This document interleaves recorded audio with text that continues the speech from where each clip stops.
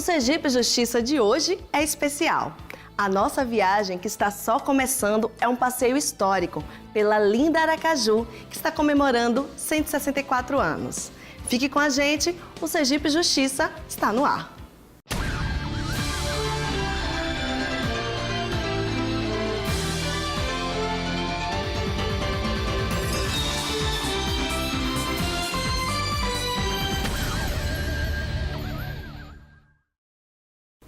Aracaju completa 164 anos e o Sergipe Justiça faz uma homenagem à cidade.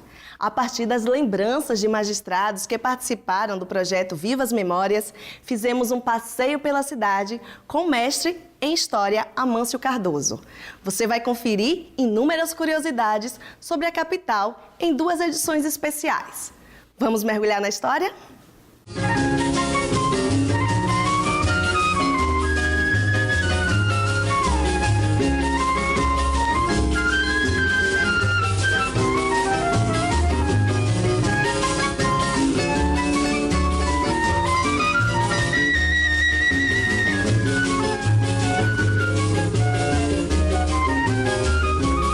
Nosso passeio começa com as memórias do desembargador Pascoal Nabuco. Natural de Riachuelo, ele veio morar em Aracaju em 1948, aos 11 anos. Eu cheguei em Aracaju em 48. Aracaju, naquela época, tinha o perfil do quadrilátero do Engenheiro Pio. Começava ali na Avenida Engenheiro Pirro, onde tinha a estação ferroviária, e terminava no Cotinguiba. Do lado para cá, terminava no Poente, no Oratório de Bebé. Então, do Oratório de Bebé para lá, era só areia, a chamada Suíça. E do lado de cá, do lado norte, terminava aqui na igreja de São José. Tinha ali, onde é o São Lucas, era um campo de apicum. Tinha areia da maré. O resto tudo era um tabuleiro aí de sítios, etc. Então, transporte urbano era o bonde, talvez algumas poucas marinetes, como a gente chamava. E não existia estação rodoviária. A estação era no Relento, na Rua da Frente, onde as marinetes ficavam para ir para o interior. Mas vamos voltar um pouco no tempo para explicar como São Cristóvão perdeu para Aracaju o posto de capital sergipana. Você sabe que os restos mortais do fundador da nova capital estão em um obelisco na Avenida Ivo do Prado? Esse obelisco é muito significativo para Aracaju e para os aracajuanos, porque nele estão os restos mortais do fundador da cidade de Aracaju, em 17 de março de 1855, o fundador Inácio Barbosa. Inácio Barbosa foi o idealizador do projeto. E ele também foi o executor em companhia com o Barão de Maruim, que teve o apoio político do Barão de Maruim. Sem apoio político não se faz uma transformação, uma transferência de cidade. Uma cidade que foi decretada pela Resolução 413 em 1855.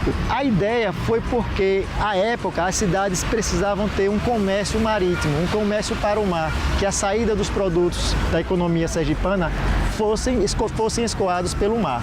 Como a Atalaia não tinha condições de receber nossa cidade, o lugar mais próximo para um porto, para o escoamento dos produtos econômicos de Sergipe, era o arraial do Santo Antônio de Aracaju, aqui embaixo nessa depressão, porque lá em cima já existia o antigo arraial Santo Antônio de Aracaju e a parte baixa, a depressão da cidade, que fica aqui no centro histórico, se tornou a nova capital aberta para o mar através do rio Sergipe. Então, São Cristóvão perdeu vamos dizer assim, essa dignidade de ser capital, porque tinha um porto muito com baixo calado, que não dava para entrar nenhum navio.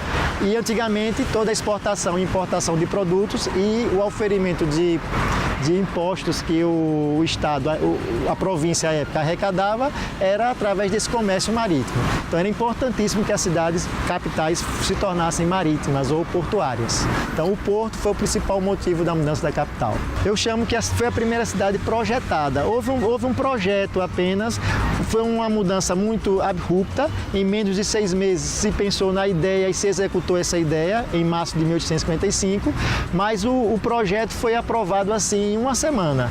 Então, para você construir toda uma capital, a partir de um decreto, a partir de uma resolução, ficava inviável fazer um planejamento a longo prazo, porque as pessoas precisavam se mudar. Os órgãos precisavam se mudar de São Cristóvão para Aracaju. Aliás, uma mudança que foi uma epopeia, porque vieram de carros de boi, em carroças, em lombo de burro. Então foi uma mudança muito complicada, porque não existia a rodovia João Bebe Água, que liga hoje a antiga capital à nossa cidade, a capital sergipana, que é Aracaju.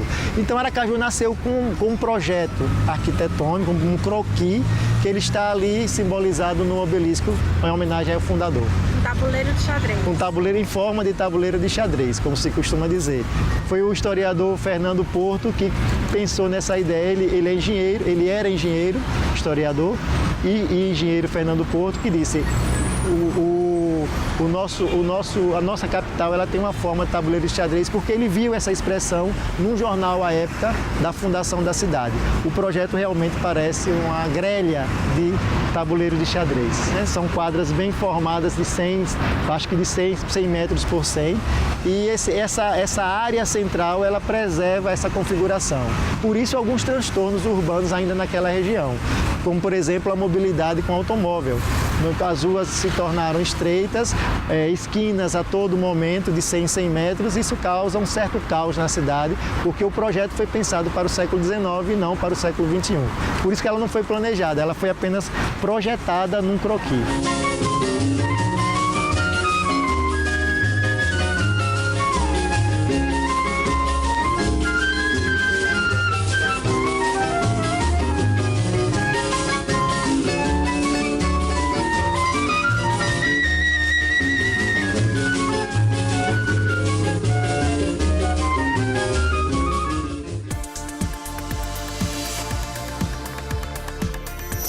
No próximo bloco, a gente fala sobre antigos casarões. O Sergipe Justiça volta já.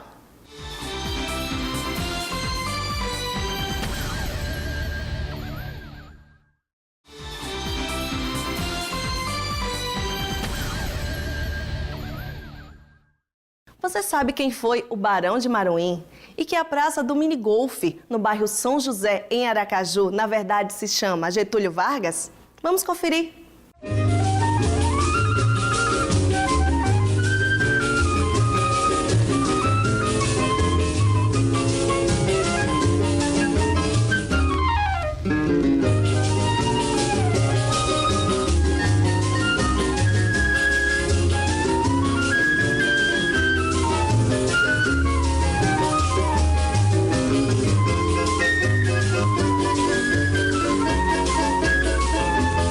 Naquela época também, as mansões de Aracaju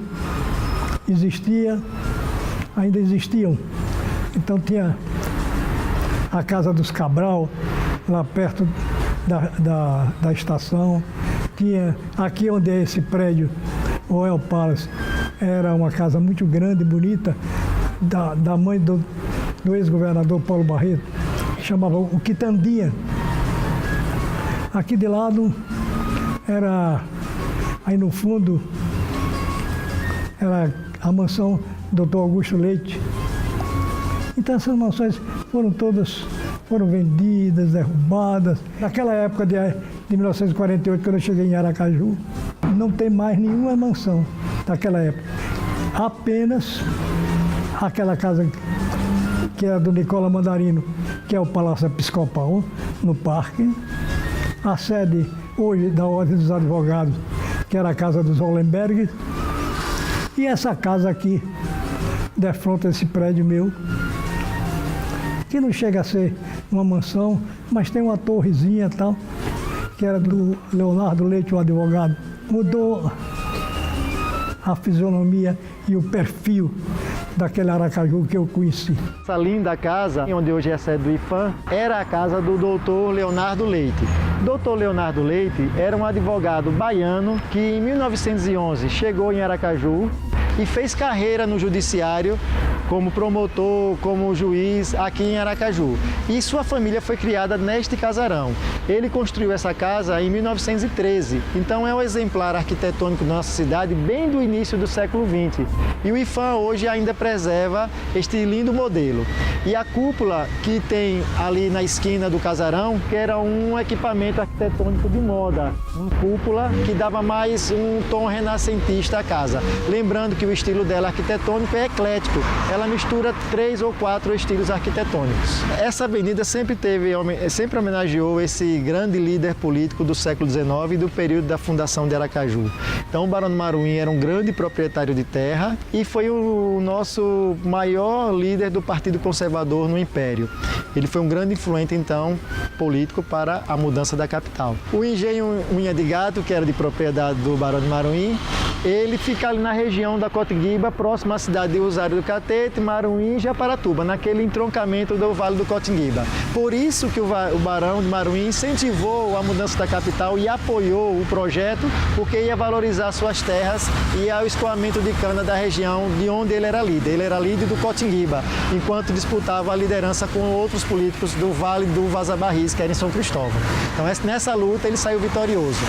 E essa avenida, ela sempre se chamou Avenida Barão de Maruim, quando ela foi fundada como avenida. Quando ela se torna a avenida, os grandes casarões começam a surgir e também a urbanizar a avenida. O bonde passava pela Avenida Barão de Maruim, desde o Hospital de Cirurgia até a Rua Itabaiana. Ainda falando sobre os casarões, um dos mais conservados de Aracaju e que em 2019 completa 100 anos, pertenceu à família Hollenberg. Ao lado, na Praça Getúlio Vargas, ficava o ponto final da linha sul dos bondes elétricos. É um sobrado em estilo eclético. É um estilo muito representativo desse ecletismo arquitetônico que do início das primeiras décadas do século XX no Brasil. Então ele é um monumento ímpar. E ele foi tombado em 1989. E em 2009 ele foi adquirido pela OAB Sergipe, Seção Sergipe, porque a família Hollenberg já não estava mais habitando neste lugar. O que resultou? Que nós até hoje chamamos de Casarão dos Hollenberg. A missão italiana foi três componentes dessa missão italiana, o Gatti, o Gentili e o Alfano. Eles foram os construtores desse casarão em 1919. Eles acabaram a obra e em 1920 essa mesma missão é a que vai restaurar e reformar e restaurar o Palácio Olímpio Campos, que é o Palácio do Governo do Estado.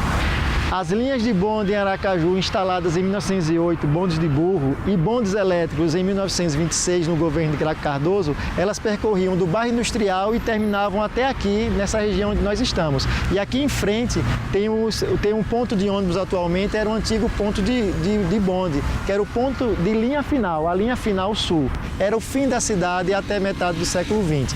E os bondes eles ficaram rodando na cidade de Aracaju de 1908 a 1926, puxados por burro. De 1926 a 1950, por tração elétrica. Mas depois foram substituídos pelo ônibus. E essa região, como você perguntou, era chamada de fundição, que era o final de linha dos bondes. Era fundição porque aqui existia uma fundição, ou seja, um local onde se fazia material de metal, de ferro, se fundia o ferro. E essa fundição ficava aqui nessa Avenida Ivo do Prado. E era uma referência para a cidade, porque Aracaju tinha poucas fábricas. E uma das fábricas era essa metalúrgica, essa fundição, e a população chamou, vamos para a fundição, como hoje nós chamamos, vamos para o Yacht Club, ou seja, é um local de referência. O apelido mini golf é porque aqui nessa praça tinha um pequeno campo de golfe, um mini, para o aracajuano se divertir, porque nós nunca tivemos aqui um campo de golfe oficial que exige uma grande quantidade de área, mas tínhamos aqui um mini golfe gramado para lazer dos aracajuanos que moravam nessa região tão privilegiada, em termos de beleza natural e urbanística. Mas o nome oficial dessa praça é Praça Getúlio Vargas. E aqui temos a prova que estamos aí em frente ao busto de Getúlio Vargas. Tem até uma lógica, porque a época que esse busto foi colocado e dado o nome a essa praça, o interventor era Augusto Mainar. Então, Augusto Mainar foi interventor de Getúlio Vargas, que homenageou também o seu líder, o maior. Então está ali o busto de Getúlio, que poucos aracajuanos veem. Eles não enxergam, não veem esse busto aqui na Praça Getúlio Vargas, conhecida como Mini Golf.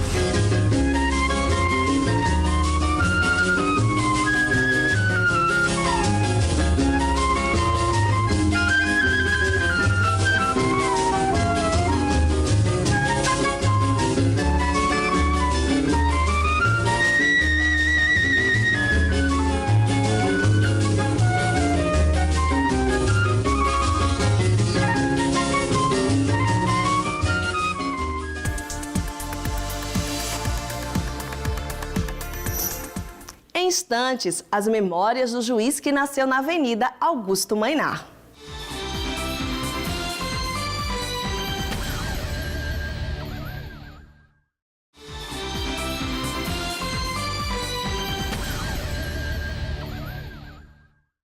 Você sabe quem foi Augusto Mainar? Além de falar sobre essa personalidade sergipana, nossos entrevistados relembram as festas de carnaval da antiga Associação Atlética e da Praça Fausto Cardoso.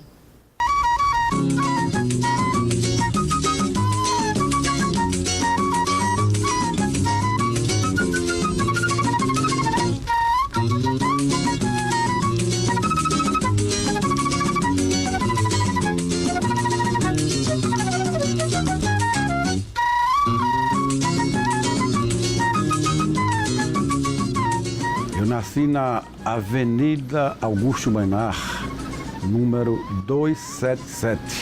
Só tinha uma via calçada e a outra via era de grama. E tinha a linha do bonde. Ah, passava bonde ali. O bonde chegava até as imediações do Cotinguiba Esporte Clube.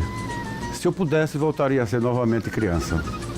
Eu frequentava muito a praia, o mar, num lugar chamado ali, mais ou menos em frente ao AB, chamava Hollenberg. Nós tomávamos muito banho de mar ali. No iate também tomávamos muito banho de mar. Soltava pipa, jogava bola de gude, jogávamos futebol. E eu estudava de manhã e de tarde. Inicialmente eu estudei na Escola Municipal Rodrigues Dórias, na própria Avenida Augusto Mainar. Augusto Mainar, ele foi um político e militar antes de tudo. Ele, na década de 20, em 1924, ele foi um dos líderes da revolta tenentista em Sergipe, uma revolta contra a oligarquia nacional do período, e levou Getúlio Vargas ao poder.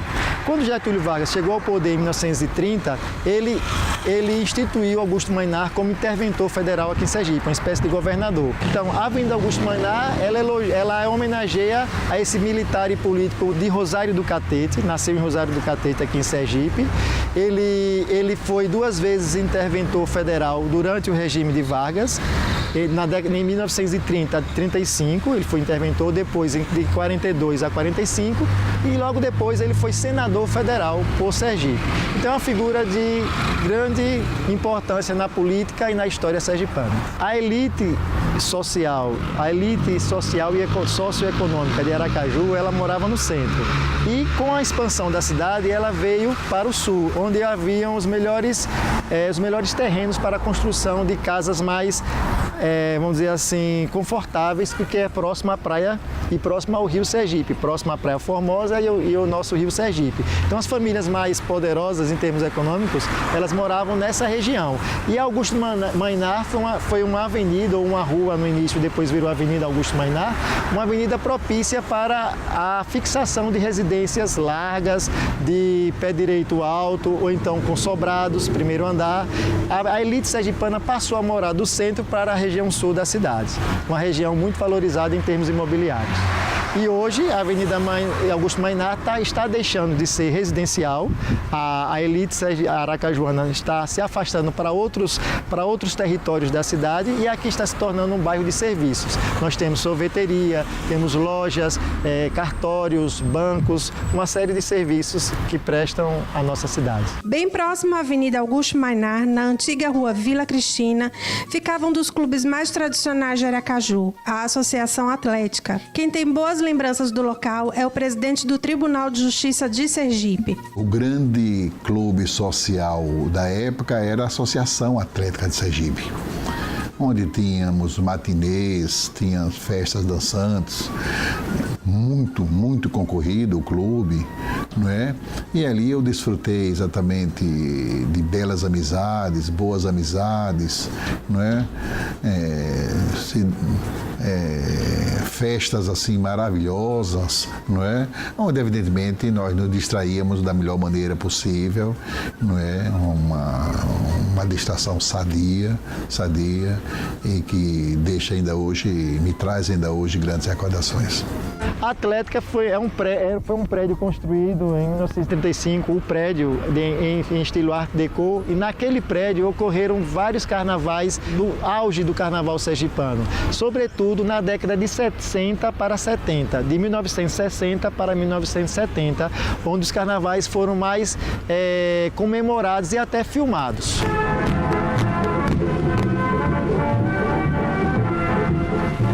O reinado da folia em Aracaju foi dos mais animados. No carnaval interno, um dos mais animados foi o baile realizado nos salões da Associação Atlética de Sergipe, cuja diretoria esmerou-se no arranjo do clube para proporcionar horas de agradável entretenimento aos seus associados e convidados especiais.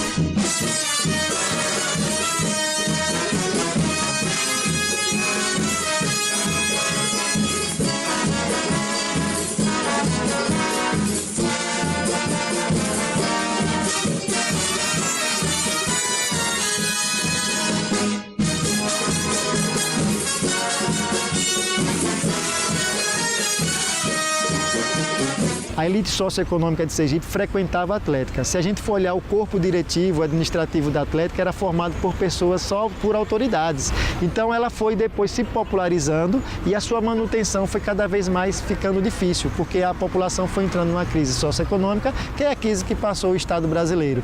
E a tendência foi fechar aquele clube que de elite se tornou popular, um popular muito atraente, mas que não deu conta de sustentar uma estrutura daquela que tomava toda uma quadra da zona do centro-sul de Aracaju, aqui na rua Vila Cristina, atual rua Leonardo Leite. Mas ficou na memória afetiva de muita gente, né? Sim, sim. Inclusive na minha memória, porque eu já fiz natação na Atlética, via pessoas jogando tênis na Atlética, participava de bailes carnavalescos e de festas matinês da Atlética. Então eu sou ainda a última geração, eu acho, ou a penúltima geração, a brincar carnavais, matinês, fazer esportes como a natação, o tênis, o futebol na Atlética. Então a Atlética era o clube mais famoso de Sergipe, situado aqui na nossa capital. O desembargador Ricardo Múcio também relembra os antigos carnavais de Aracaju, mas os que aconteciam na Praça Fausto Cardoso. Na adolescência, fazendo tudo que Aracaju tinha direito, né? Os eventos do Yacht Clube de Aracaju, tinha os carnavais aqui na Praça Fausto Cardoso. Eu também fiz tudo que um adolescente pode fazer. Muitas coisas certas, algumas não muito certas, mas fiz sempre tudo que tive direito. Nada a me arrepender. O pessoal comenta muito desses carnavais, né? O senhor hoje trabalha de frente para a Praça Fausto Cardoso. Ela já não é mais palco de tantas festas, assim como era antigamente. Como é que eram esses carnavais na praça? Havia uma tradição aqui, na minha época, que eram os carros velhos, chamados dos calhambeques, né? Se saíam os adolescentes, que era um perigo, inclusive. Hoje a gente vê o tipo de perigo que a gente passava. Aqueles carros que tiravam a capota, carros Galaxy, Dodge Dart, carros antigos, e fazia aquela procissão e víamos para a praça. E aqui na praça tinha o trio elétrico, as pessoas naquela época, com certa ingenuidade, que não existiam essas drogas que existem hoje. Naquela época se bebia, claro, mas era muito talcos que se jogava na gente, o lança-perfume se falava, mas já era proibido, algumas pessoas utilizavam. Enfim, mas era um carnaval de paz, não se tinha homicídios, não se falava em brigas, absolutamente nada.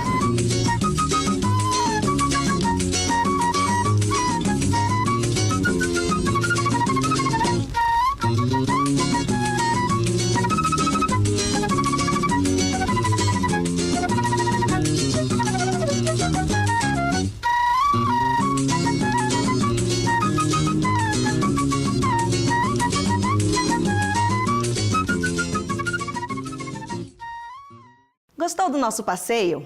No próximo programa veremos mais memórias da capital sergipana. Até lá!